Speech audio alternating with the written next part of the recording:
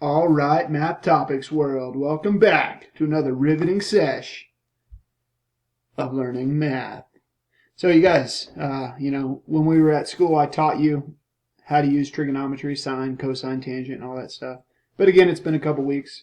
This is just a recap. In fact, this is the same note sheet that I used before, just a little abbreviated. So if you remember how to do this stuff and you just want to go do the problems for the day, that's all good. Go ahead and take care of it, and then you'll be done, all right? But if you don't, or you weren't there, I'll recap it for you, all right? So remember, sine, cosine, and tangent are referred to as trigonometric ratios. And what they tell us is, like in any right triangle, what's the ratio of any two of those sides supposed to be for a given angle? And ratio just means division, right, or fraction. So, if you know what this angle is, then I could tell you definitively what this side divided by this side has to be, and that's referred to as sine, and so forth and so on. So, it's all about relative to this angle. Relative to this angle, this is the opposite leg, okay? This is the adjacent leg. It touches that angle. This is the hypotenuse. Now, I realize that both of these sides are adjacent to this angle. They both touch that angle, but the hypotenuse is always the side across from the right angle. So remember, sine is opposite leg over the hypotenuse. And again, I know my handwriting is terrible on this thing. Cosine is the adjacent leg over the hypotenuse. And tangent is the opposite leg over the adjacent. And this is where you get your little acronym SOHCAHTOA.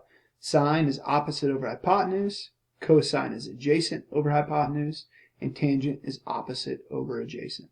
So the first type of problems you're going to see in your little daily assessment today is just like this. If I give you some triangle without numbers and say, hey, what's the sine ratio, cosine ratio, tangent ratio, all you got to do is just kind of see where the theta is and determine, well, what are these sides relative to that angle? A is opposite that angle. It's the opposite leg. B is the adjacent leg. And C is the hypotenuse, the side that's across from that right angle. And again, it's always relative to theta. Opposite leg, adjacent leg, and hypotenuse. So if sine is opposite over hypotenuse, opposite is A, hypotenuse is C, the sine of theta is A over C. If cosine is adjacent over hypotenuse, then adjacent is B, hypotenuse is C, the cosine of theta is B over C.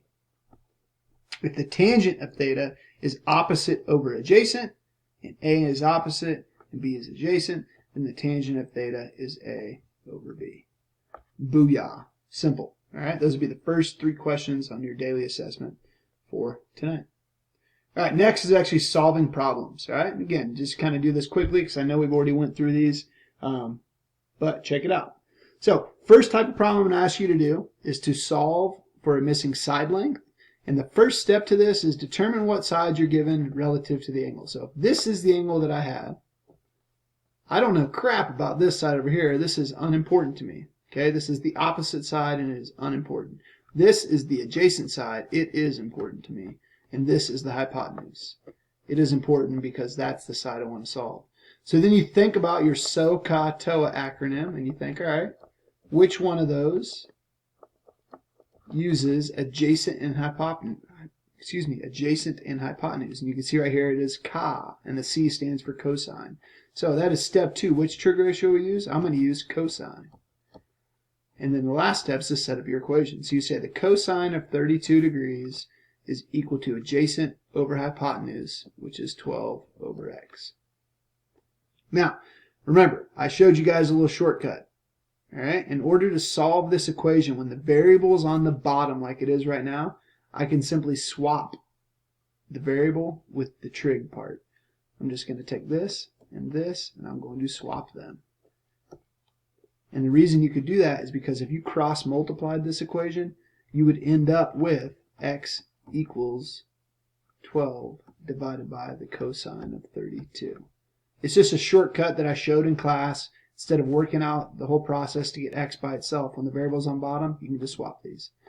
Quickly to show you, if we know that 12 divided by 3 is equal to 4, well, if I swap the 3 and the 4, it's still true.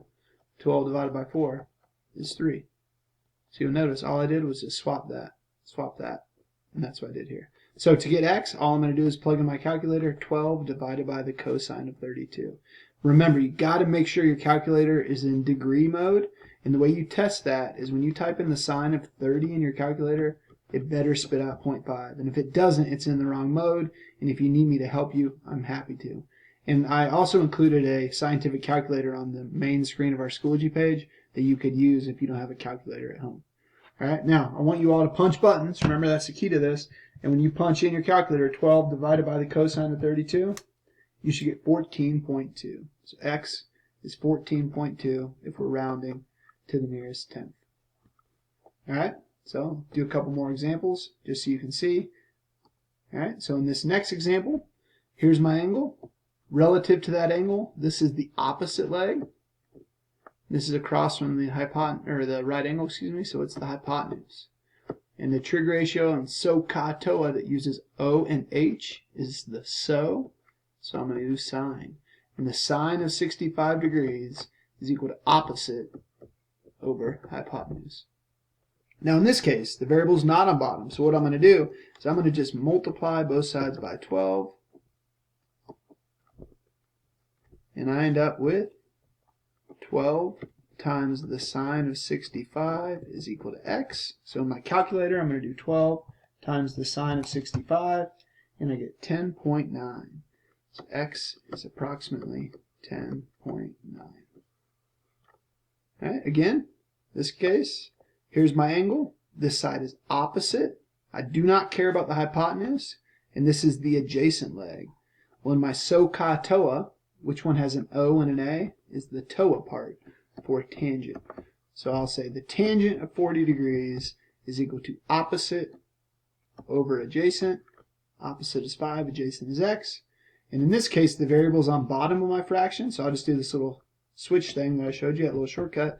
So I'll get x is equal to 5 divided by the tangent of 40. When I punch that in my calculator, I get 5.95, which rounded to the nearest tenth is actually going to be 6.0. Because check it out, 5.9587, blah, blah, blah. This 9 needs to round up because of this 5. So treat this as like 95, for instance. Round up to 100, which would make this guy 6. I know that's kind of funky, but essentially I'm going to round this up to 6.0. Because you can't move this 9 any higher, so you got to make the integer higher.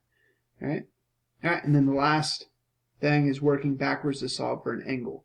All right, this is when you use that second option in your calculator. All right, so same deal. We start in the same way. Here's my angle relative to this angle. This is the adjacent leg.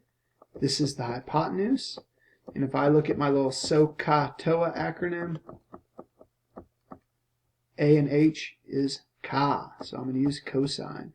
And I'll say cosine of theta. This is theta represents unknown angles typically when you're doing trigonometry. It's just a Greek letter, it's a variable. Cosine of theta is 12 over 13, or adjacent over hypotenuse.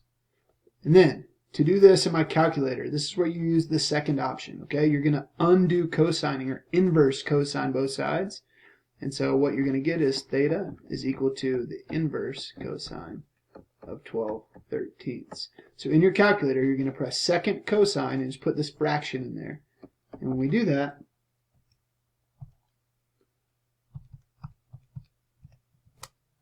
you get around 22.6. And I think in the homework I asked you to round to the nearest degree. So you would say 23 degrees. And again, in my calculator, all I did was hit second cosine, or that little inverse cosine with the little -1, and put that fraction in parentheses. So give that a shot. And if you're not getting that, just come see me in office hours or email me and I'll help you out. All right, so 2 more examples. Here we go. Here's my angle. This is opposite. This is hypotenuse. So I'm going to use sine. Sine of theta is opposite, which is 4, over the hypotenuse, which is 5. So in my calculator, I'm just going to inverse sine 4/5, and that will equal theta. So when I type that in, and you guys should be punching these buttons, make sure you get the same answer as me, and if not, let me know. I get that theta is 53 degrees approximately. And last one, here's my theta. This is opposite. This is adjacent. Okay, I don't have the hypotenuse. The side across from the right angle is unimportant to me. O and A's with tangent.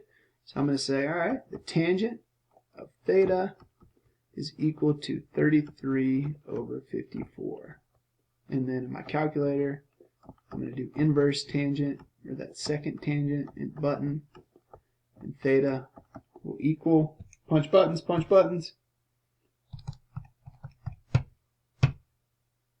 31.4, around 31 degrees. So, you guys, the problems that are in your daily assignment is exactly this stuff, all right? You get unlimited attempts. I just want you to practice till you understand it, okay? Please let me know if I can help you. Again, I was lonely in my office hours today. At least come by and say hi. I'll be in that Google Hangout that I've sent you and placed all over the Schoology website, all right? Email me if you need anything. Hope you guys are getting by okay. And I hope this type of learning is working for you. I'm trying to keep it as stress-free as possible. All right, have a good one.